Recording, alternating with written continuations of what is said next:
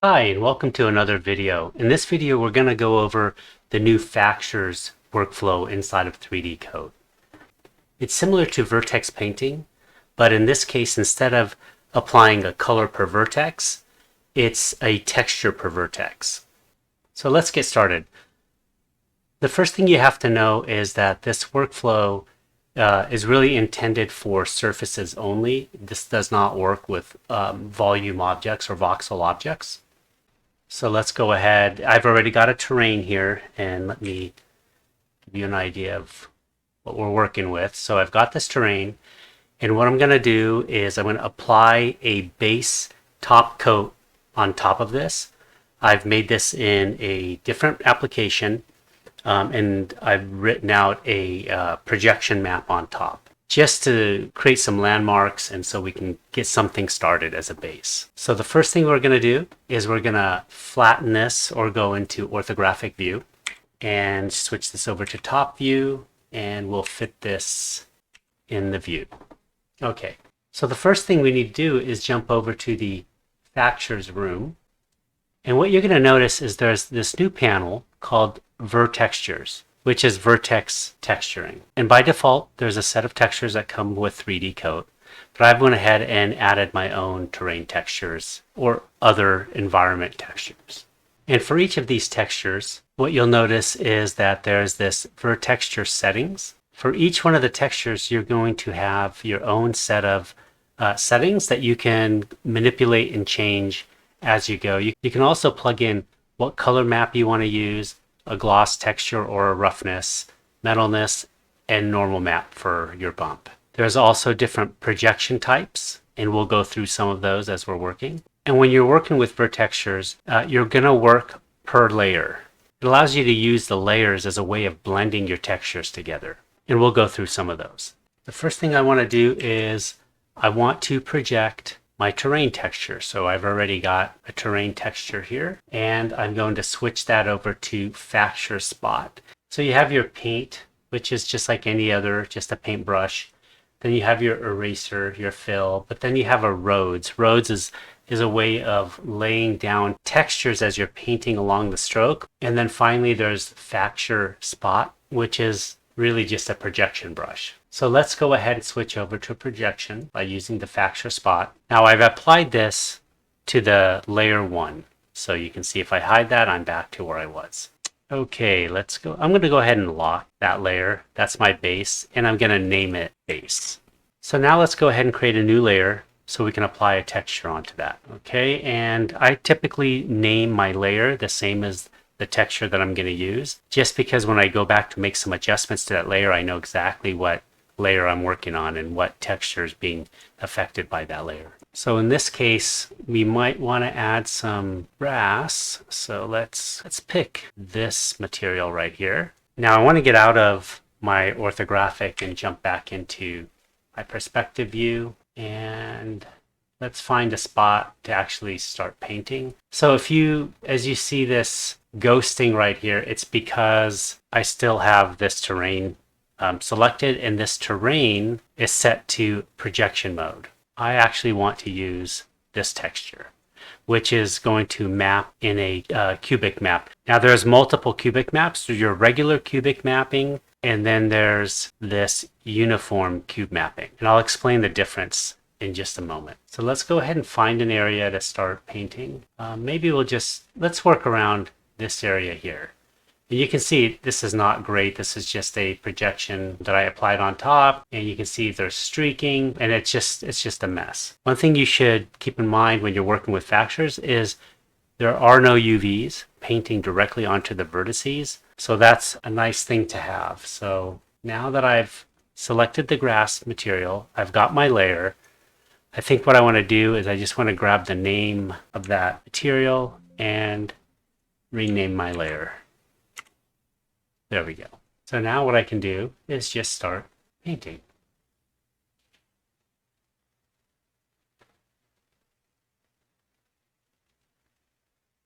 And you can see the details are really sharp. We can make the brush bigger. We can change the alpha. This alpha is Not the greatest for what I'm doing, but I'll grab something like this.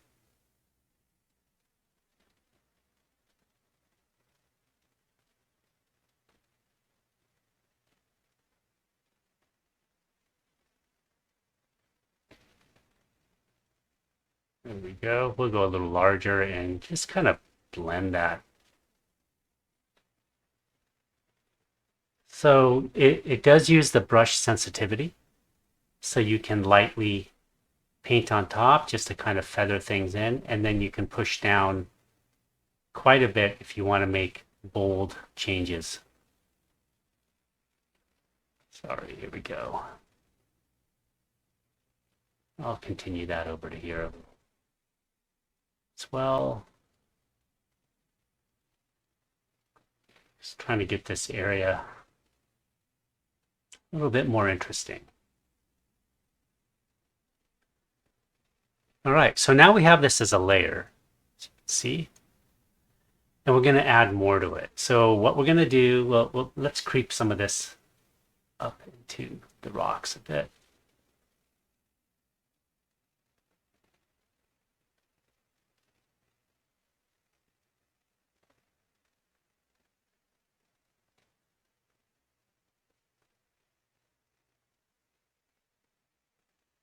To give you an idea of how powerful this is, I'm going to show you the wireframe that we're working with.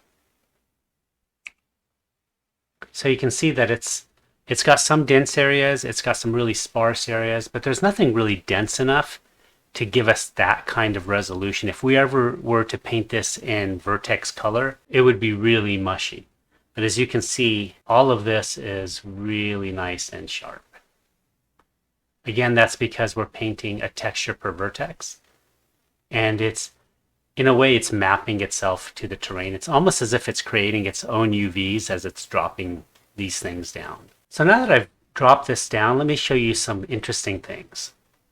So with the settings, and this is why we name our layers the same as the textures, because now when we go to our vertex settings, we can start manipulating some of these. So first we want to hit apply interactively.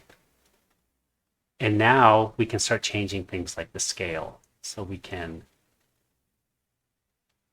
change the scale to something a little bit more fitting.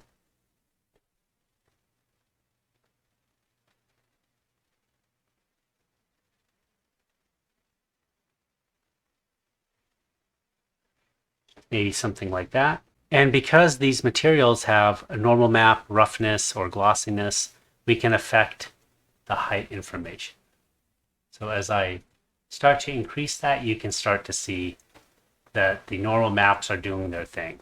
If we turn the depth all the way off on the channel, it doesn't affect at all the depth that's coming through with the normal map. So I typically keep the depth off, and the reason for that is when we start blending, I start using the smooth brush, which will start to affect the vertices. It will start to soften and smooth things down. So I keep the depth to 0, which just lets me smooth the textures, but not affect the actual mesh. Let's add some rock texture right along the faces of these rocks over here. So let's choose something. Let's go ahead and apply this texture.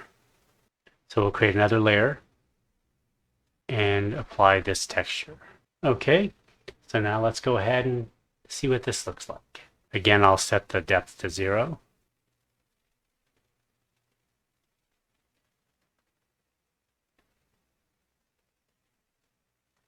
And we'll start applying this rocky texture.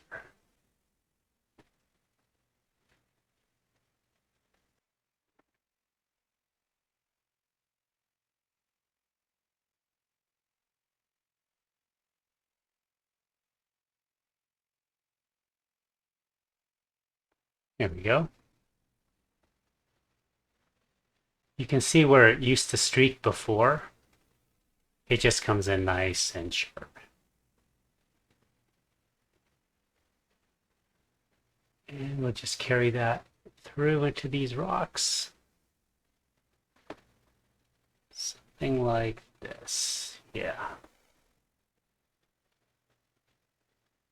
Just treat this as a base and we'll add more on top and start blending. Okay. And let's take a look at the depth and see if we want to increase that. So let's see what that looks like. We'll go to the bump and we'll start increasing that up a bit. See if we take it off completely. It looks like that. We can start adding to it like this. And now we're getting more of a rock, a nice solid rock shape. All right, let's go ahead and continue. Let's add another layer. And let's add some different rock features. Maybe we'll add a little bit of this rock here. Okay, and again, we'll take the name and apply it here.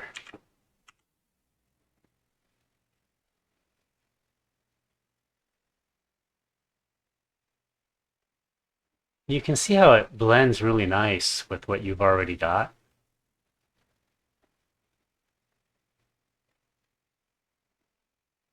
And don't be afraid to just take big sweeps at it either, because we can erase any of this and go back to it. So it's really nice. It's really nice to just kind of drop this stuff down and quickly kind of play around with it. If you don't like something, you just turn that layer off, throw something else on top. It's really fairly non-destructive, although it does tend to have some funny behaviors every now and then, but I think this is still really a work in progress. It's getting better and better. So just be a little patient with it as you're working. You could save often. I always recommend that anyway, no matter what application you're using. Okay, so now I'll show you some of what we just discussed. So if I go to the erase tool, we can just start erasing that. So there we go. Let's go back to paint.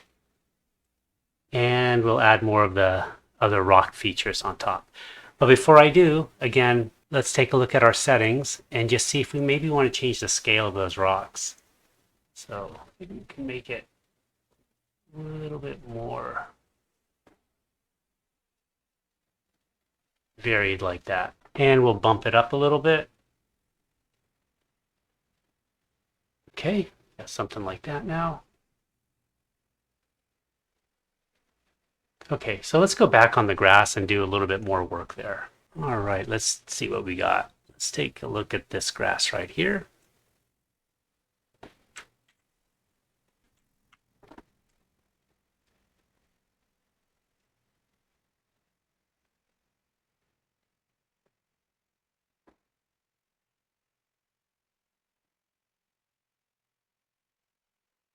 Another thing to note, by the way, is that when you are painting these textures, you want to make sure that your color swatch is set to 50% gray. That gives you the true color of your material. You can always change this. It acts more like a multiplier.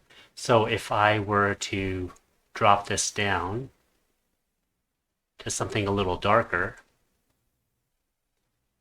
then as I paint, it darkens my texture as well. It's actually really great when when you want the same texture, but you want to vary it up a little bit. So it's really nice. You can even change the color. And maybe you want to go a little bit more into the greens. And you can start to add that in as well.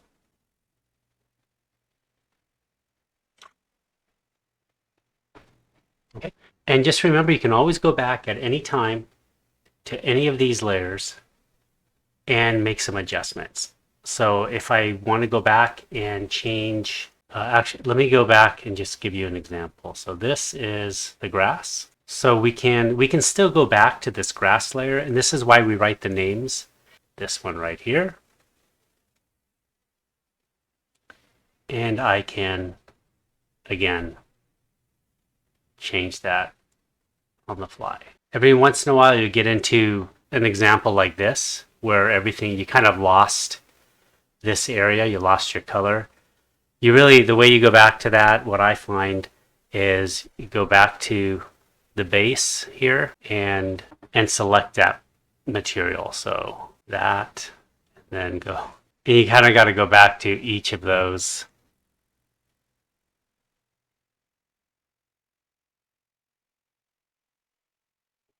Okay, now that we're back up and running.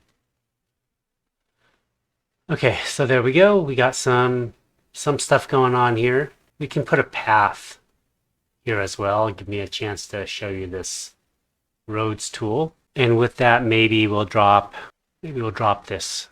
Okay, so let's go ahead and add a new layer. Okay. And now when you start to paint this, get a little broader brush, got larger, again, depth to 0.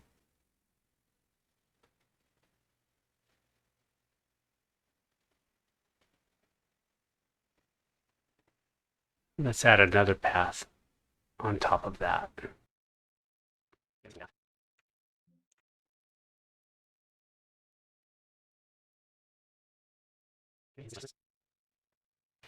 So with the roads tool, you really can't change your scale of the texture afterwards. That doesn't seem to affect anything, but you can, but you can change your depth. So we can do that. You can go back to this grass patch and leave that as well. And the reason why you can't go too thin on here is just there just really isn't a ton of vertices. So it really, the denser your vertices are, the more detail you'll get. So if I were to paint this along here, let me just do this on a different layer. And I'll pick this texture right here. Still using the roads. If I were to paint that here, you're going to see that it's more continuous. Pick something a little bit. Let's do this. Oh, that's another thing. Shoot, I should have mentioned that. So the fall off matters. So right now the fall off is really high, so you get that very soft edge. We can take that the brush fall off way down, and then now when we apply this, it should be or a lot tighter. So now when we apply this, it's a lot tighter. So let's reapply this path over here. Take my fall off to 0. Maybe I'll just do this circle brush and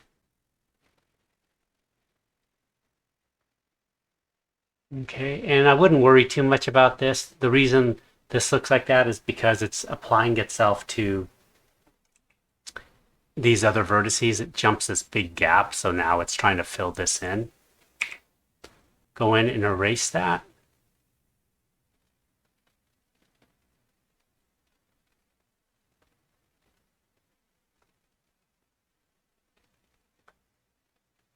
I don't want to go too much, but you can see I can start to erase it in a way that it's kind of like fading it down.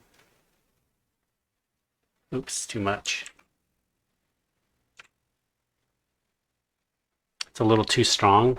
So what we can do now is we have this layer control. So we can actually take the opacity. And you can see we can start to play with that. I'll just leave a hint of it. I'll go to this forest leaves. And again, we can turn that off or put it back in. So we'll just kind of get a little hint of it actually. That's all we need. Okay, so let's continue to, let's add a little bit of like scree here. We'll get some pebbles. Let me see if I have any. Yeah, maybe we'll grab something like this. And we'll just use this layer here.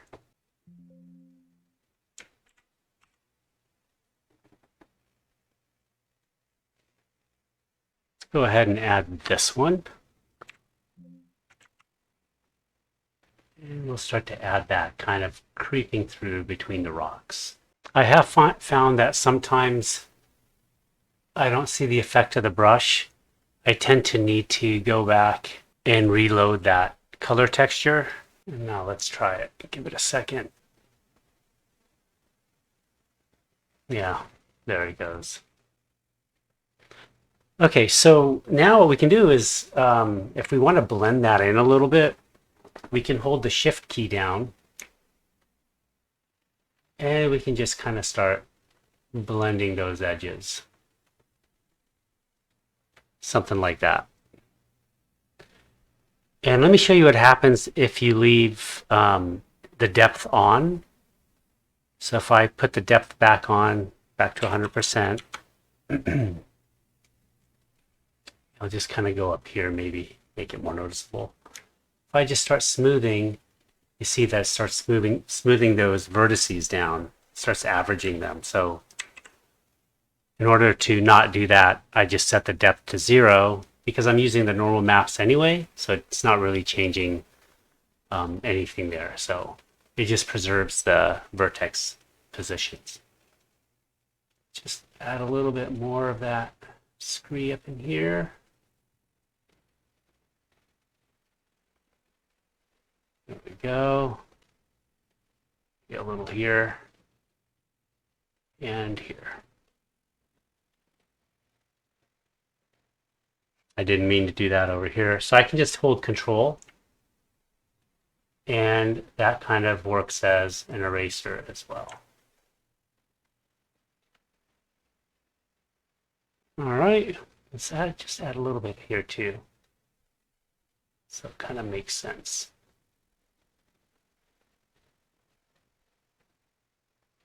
Okay, and let's give it a little bit more of that.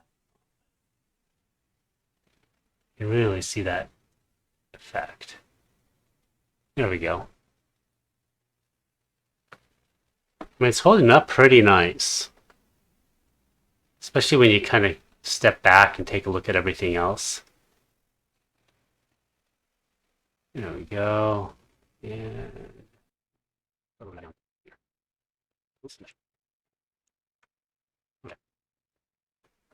I'll go ahead and save.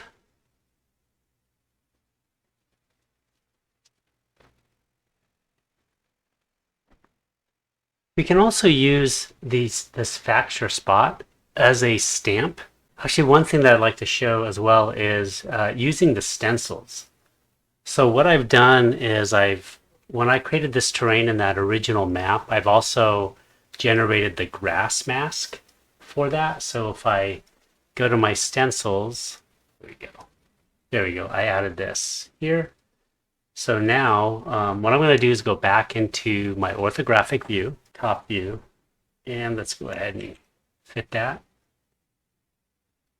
Now I can go ahead and project this texture right on top of this terrain. So I definitely don't want to tile this, so I can see what I'm doing. And I might make this a little bit stronger. And now I can start to scale it. See that? It's easier with the mouse. Let me do that. Almost. That's pretty close. So now that I have that mask set up, I'll create a new layer.